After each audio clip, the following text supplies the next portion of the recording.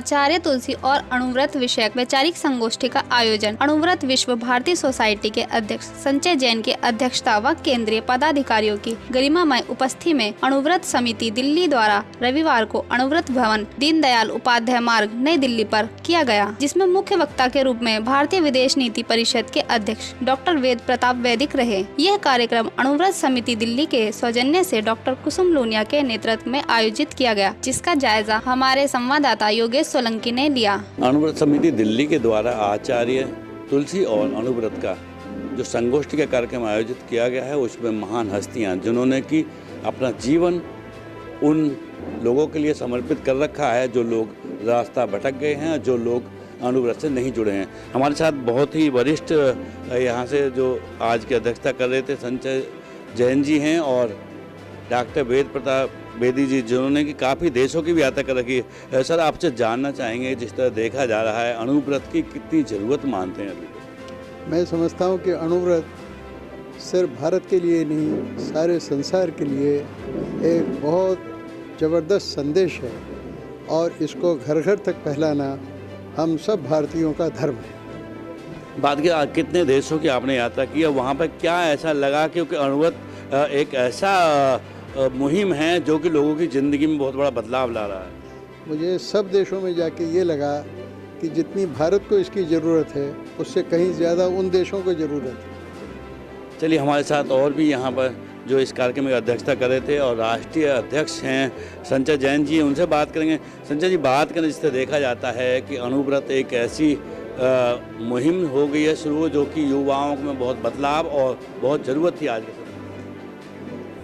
देखिए, अणुव्रत तो हर तरह का समाधान देता है, चाहे वो युवा हो, चाहे बच्चा हो, चाहे बुजुर्ग हो, किसी भी धर्म का हो, किसी भी जाति का हो, क्योंकि अणुव्रत किसी जाति वर्ग से बंधा हुआ नहीं है और जो वो समाधान देता है वो हर स्तर पर लागू होता है और केवल व्यक्ति नहीं, व्यक्तिगत, सामाजिक, राष्ट्रीय, वैश्विक समस्याएं जो भी हैं उनका समाधान अणुव्रत देता है। इसलिए अणुव्रत की ज़रूरत हमेशा रही है, आज भी है और कल भी रहेगी। आज चूँकि जिस दौर से पूरा दुनिया गुजर रही है, अणुव्रत की ज़रूरत को ज़्यादा महसूस दुनिया कर रही है, क्योंकि संयम प्रधान जीवन शैली की बात अणुव्रत करता है और यदि जीवन में संयम नहीं है तो समस्याएं अपने आप आएंगी। तो इसलिए संयम हर समस्या का समाधान देता है और अणुव्रत यही कहता है कि संयम ही जीवन है। बात करें अणुव्रत की, जो आप जिस तरह से बता रहे हैं, कहाँ कहाँ शाखाएँ, कितनी शाखाएँ काम कर रही हैं और दिल्ली में आज जो कार्यक्रम हुआ है उसके लिए? अणुव्रत की भारत में 150 से ज़्यादा शाखाएं हैं और दुनिया भर में लगभग 5000 लोगों से और संस्थाओं से जो शांति और अहिंसा के क्षेत्र में काम करते हैं, उनसे हमारा नेटवर्क है, क्योंकि ये एक ग्लोबल ऑर्गेनाइजेशन है और संयुक्त राष्ट्र संघ के जो सिविल सोसाइटी विंग से ये एफिलेटेड है। तो पूरी दुनिया भर में अणुव्रत अपना काम कर रही है। आध्यात्मिकता की मिसाल पेश करने वाले और अणुव्रत में सेवानिवृत्त होने के बाद अपना जीवन सर्वस्व नौशावर करने वाले हैं हमारे साथ हैं। बात करें सर, जिस तरह देखा जाता है, क्योंकि सेवानिवृत्ति के बाद लोग आराम चाहते हैं और कुछ अलग से लाइफ जीना चाहते हैं, लेकिन आपने जो लाइफ दूसरों की लाइफ बनाने के लिए अपनी समर्पित की है, क्या कहना चाहिए? जीवन और जीविका में एक भेद रेखा होती है। सेवा एक जीविका थी, जीविका के रूप में काम कर रहे थे, जीवन तो उससे अलग हट कर के है। तो यह तो किसी जीविका से जुड़ा हुआ प्रश्न नहीं है, यह तो जीवन के साथ जुड़ने का प्रश्न है। तो मैं तो इसे उसी रूप में देखता हूँ, जीविका के दौरान भी और जीविका के बाद भी। बात करें, जिस तरह देखा जाता है अणुव्रत में जिस तरह की बात है, जिस तरह के आदर्श छिपे हुए हैं, उनको जन जन तक पहुँचाना कितना ज़रूरी है? यदि अणुव्रत के आदर्शों को हम समझें, अणुव्रत के सिद्धांत, उसकी पृष्ठभूमि को समझें, तो इसमें सब धर्मों का समावेश हो जाता है। धर्म हमें सदाचार सिखाता है, नैतिकता सिखाता है, परंतु उसी धर्म के नाम पर कितना अन्याय हो जाता है। अणुव्रत यह दर्शन आपके सामने प्रस्तुत करता है कि हम धर्म के नाम पर उसका जो मूल उद्देश्य है उसको गौण न करते हैं, वो सामने रखें। फिर हम जो भी आस्था रखें, जिस भी आदर्श को पालते रहें, उसमें कोई कठिनाई नहीं है, बस आदर्श को न भूलें। अणुव्रत उस आदर्श का नाम है। क्या संदेश देना चाहेंगे युवाओं को, जो कि अभी यहाँ पर सबसे बड़ी बात देखने को मिली थी स्कूलों में, जहाँ तक कि जो बुक्स निकाली गई अणुव्रत के, जिसमें आदर्श जो कि सिद्धांत लिखे हुए हैं, जिन्हें पढ़कर लोग अपने बदलाव ला रहे हैं? हम ये समझें कि धर्म के आदर्श अलग हैं और धर्म की पंथ की मान्यताएं अलग हो जाती हैं। अणुव्रत उन आदर्शों को आपके सामने रखता है। यदि हमने उन आदर्शों को समझ लिया जो कि शाश्वत हैं, जो सब जगह लागू होते हैं, तो हमने अणुव्रत को समझ लिया। फिर आप किसी पंथ को मान रहे हैं, किसी धर्म को मान रहे हैं, नहीं मान रहे, कोई अंतर नहीं पड़ता। और यह बात हमें हर आदमी तक, हर बच्चे तक पहुंचानी है। अणुव्रत समिति दिल्ली के वो महिला शक्ति हमारे साथ मौजूद है जिन्होंने कि इस अणुव्रत के चींटी की रफ्तार से चलाकर और आज उसे खरगोश की रफ्तार में बदल दिया है। 5 साल के कार्यकाल में उन्होंने कितना काम किया है, सूक्ष्म रूप में हम डॉक्टर कुसुम लुनिया से जानना चाहेंगे। कुसुम जी, बात का जिस तरह देखा गया कि अभी यहाँ पर जो मिसाल पेश की गई थी कि दिल्ली में अणुव्रत समिति ने जिस तरह काम किया, अनाथालयों से शुरू किया और आज कहाँ तक पहुँच गया। जी, मैं सभी को, देखने वालों को आज के विश्व शिक्षा दिवस की, बालिका दिवस की और आने वाले गणतंत्र दिवस की अणुव्रत समिति दिल्ली और अणुव्रत परिवार की ओर से बहुत बहुत बधाइयाँ देती हूँ। साथियों, आचार्य तुलसी ने ये अणुव्रत आंदोलन का सूत्रपात किया असली आज़ादी अपनाओ के सूत्र के साथ, और 1980 से ही अणुव्रत समिति काम कर रही है।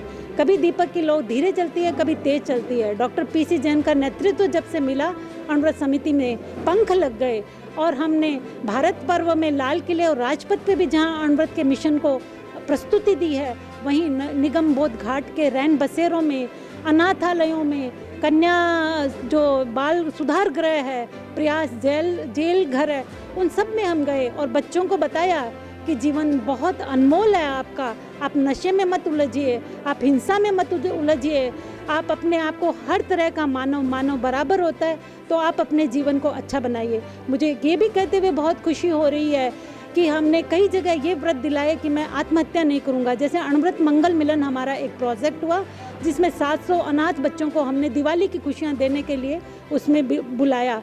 तो 700 के 700 बच्चों ने मैं आत्महत्या नहीं करूँगा और नशा मुक्त रहूँगा और पर्यावरण की रक्षा करूँगा, वो संकल्प लेके गए।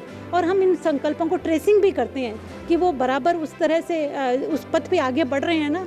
तो मीडिया के माध्यम से आप सबको बताते हुए बहुत खुशी हो रही है कि जितने भी हमारे कमांडोज अणुव्रत से जुड़े हैं, हमारी पूरी टीम के एफर्ट से अणुव्रत आंदोलन यहाँ पे गतिमान है। पार्लियामेंट में हमारी अणुव्रत पत्रिका जाती है तो राष्ट्रपति भवन में भी जाती है। अभी अणुव्रत की बाल पत्रिका है बच्चों का देश, वो हमारे समर्थ शिक्षा समिति के 30 स्कूलों को, दिल्ली पब्लिक लाइब्रेरी के 40 लाइब्रेरीज़ को आज हम लोगों ने स्पॉन्सर की है। और दिल्ली के जो भी 70 MLAs हैं उनको भी अणुव्रत पत्रिका अणुव्रत समिति दिल्ली दे रही है। कुसुम जी, बात करें जिस तरह देखा गया है, अभी एक नई मुहिम भी आपने शुरू की है, क्योंकि जहाँ तक देखा है ड्राइवरी लाइन में नशा की तरफ बहुत बढ़ती है, और आपने जो ऑटो रिक्शाओं को जो 25 के लिए जो संकल्प दिवाया उसके लिए बारे में हमारे वर्तमान अणुव्रत अनुशास्ता आचार्य श्री महाश्रमण जी नैतिकता, नशा मुक्ति और सद्भावना के मिशन को लेकर हजारों किलोमीटर की पद यात्रा कर रहे हैं। वो 9 दिसंबर 2018 को लाल किले से प्रारंभ हुई थी। तो आचार्य श्री का यही कहना है कि क्योंकि एक ड्राइवर अगर पी के ट्रक चलाता है, गाड़ी चलाता है, तो बहुत बड़ा विनाश हो जाता है और कितनी कम उसकी सैलरी होती है, अब उसका पूरा परिवार रसातल में चला जाता है। इसलिए ड्राइवरों के माध्यम से हमने ज़मीन पे उतर के ये काम करने का ड्राइवरों को बुलाया, उन्हें समझाया। हमारी टेक्निकल टीम ने और हमारे एक्सपर्ट्स ने और हमारे ट्रेनर ने उन्हें ट्रेनिंग दी, और हमने जैसे एलोवेरा वगैरह इस तरह की जो दवाइयाँ होती है ताकि उनका बॉडी उसको एक्सेप्ट कर सके नशा छोड़ने को, इस तरह का हमने प्रयास किया। तो दोस्तों, जब हम आगे बढ़ते हैं, आदमी आगे बढ़ता है तो कारवां बढ़ता चला जाता है। ये बहुत हमारा सफल प्रयास रहा। ऑटो रिक्शा वालों ने तो संकल्प लिया ही, और एक मंगलवार को नशा नहीं करेंगे ये वाला संकल्प लिया, लेकिन उनकी फैमिली बहुत खुश हुई कि पैसे बचने लग गए।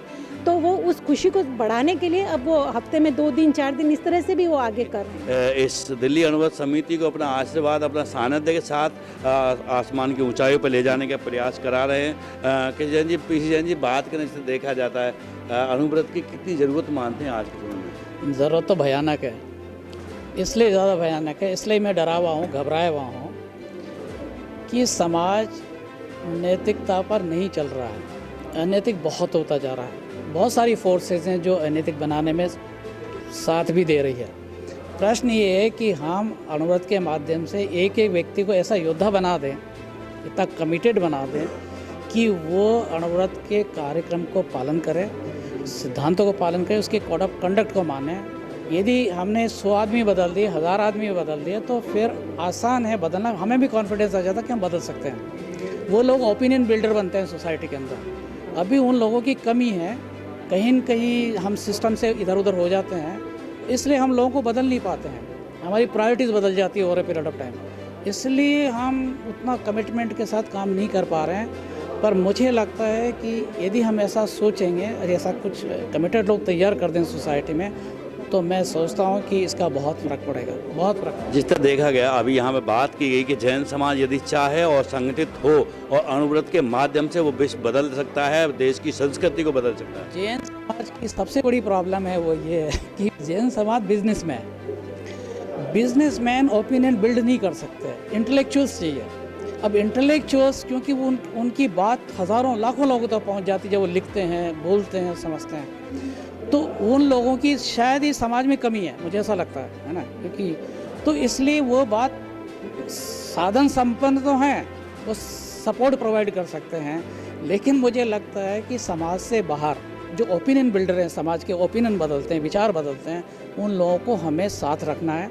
यदि हम इसलिए अणुव्रत ज़्यादा इम्पॉर्टेंट है क्योंकि इसमें ये कुछ धर्म पंथ वो कुछ नहीं है, वो बात अभी हम कर नहीं पाए शायद। जिस दिन हम उन लोगों को साथ जोड़ लेंगे इस विचार के साथ, तो फिर इम्पैक्ट होना समाज में निश्चित है, 100% है या।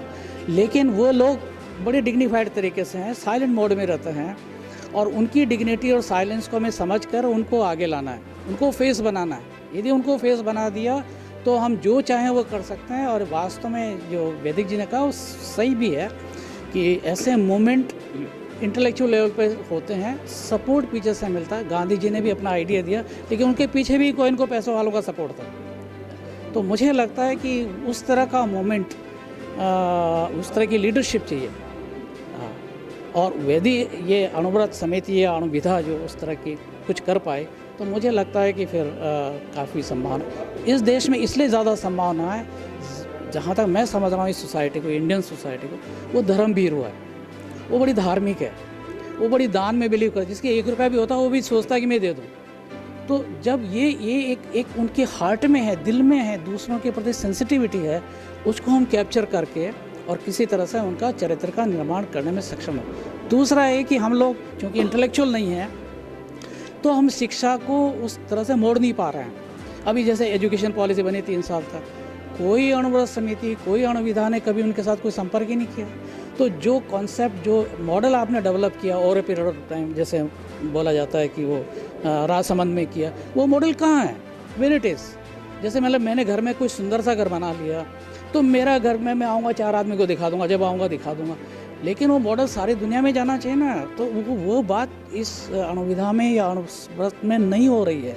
और इसलिए जो सिद्धांत, और वो वैसी लीडरशिप नहीं है जैसी आचार्य तुलसी थी, और वैसे हम डेवलप नहीं कर पाए। You know that the problem is कि हम कोई बहुत अच्छा काम कर रहे हैं, लेकिन हम तो मरेंगे ना, तो हमारा जो सक्सेशन प्लानिंग ही नहीं है, और सक्सेशन प्लानिंग नहीं है तो हमारे आइडियाज़ को कौन आगे कैरी फॉरवर्ड करेगा? मुझे लगता है कि ऐसे लोगों को तैयार करने की हमको ज़रूरत है, चाहे वो समाज में मिले, समाज से बाहर मिले, कहीं भी मिले, लेकिन उन लोगों को हम यदि जोड़ पाए, तो मैं सोचता हूँ कि ये जो दर्शन है, ये जो चिंतन है, ये बात हर व्यक्ति के गले में उतरेगी। क्योंकि कोई भी आदमी ये नहीं चाहता कि वातावरण ख़राब हो, ये ख़राब हो, बेईमान लोग रहें, इनके साथ अच्छा हो, उनके साथ बुरा हो। ये बात हमें, वो आपको विश्वास नहीं होगा, मैं तो एक टीचर रहा हूँ, मैं समझ सकता हूँ कि जो लास्ट का स्टूडेंट है, जो बोलता नहीं है, बाहर से जैसे हरियाणा से आ गया, उसकी भाषा हिंदी भी नहीं है, अंग्रेज़ी भी नहीं है, वो बेचारा क्लास में खड़ा ही नहीं होता। अब अंग्रेज़ पढ़ने वाले बच्चे फटाफट पहली लाइन में बैठ जाते हैं, पीछे की लाइन वाले को कुछ सुनता ही नहीं है। यदि टीचर ने उसको उठा दिया, उसको पढ़ा दिया, उसको अंग्रेज़ी सिखा दी, उसको बोलना सिखा दिया, उसमें कॉन्फिडेंस आ गया, वो ज़्यादा नैतिक है। बिलीव मी, ये जो फ्रंट कुछ भी नहीं है, ये हमें ये देखना है कि हमें नैतिक व्यक्ति समाज में से ढूंढना है, उन लोगों को उठाना है। वो उठ गए तो गरीब आदमी किसी के लिए मर जाएगा, बड़ा आदमी किसी के लिए नहीं मरेगा, मैं गारंटी से बता रहा हूँ। इसलिए हमें उसकी रेस्पेक्ट करना आना चाहिए, करना चाहिए, अब मन से करना चाहिए, दिल से करना चाहिए। जिस दिन हम ये करेंगे उस दिन समाज बदलेगा। समाज ये डाइस पे बैठने से नहीं बदलता है, मैं आपको बता रहा हूँ। समाज बदलेगा जो लास्ट रो पे बैठते हैं। वो बहुत ही वो होते हैं, बहुत ही उनकी वैल्यू सिस्टम हमसे स्ट्रांग होती है, ये हमें समझना है। तो चलिए, जिस तरह से अणुव्रत दिल्ली काम कर रही है, और अणुव्रत एक नाम ही नहीं, एक वो चिंतन है और एक वो आध्यात्मिक का माध्यम है जो जीवन के अछूते उन सवालों का जवाब देता है, जीवन को सही गति प्रदान करता है और जीवन को सही माध्यम देता है। और वाकई जिस तरह से दिल्ली अणुव्रत समिति कार्य कर रही है, उससे साफ जाहिर है कि कहीं ना कहीं समाज में बहुत बड़ा बदलाव हो रहा है। कैमरामैन प्रिंस के साथ योगेश सोलंकी, तेज निगाहें, दिल्ली।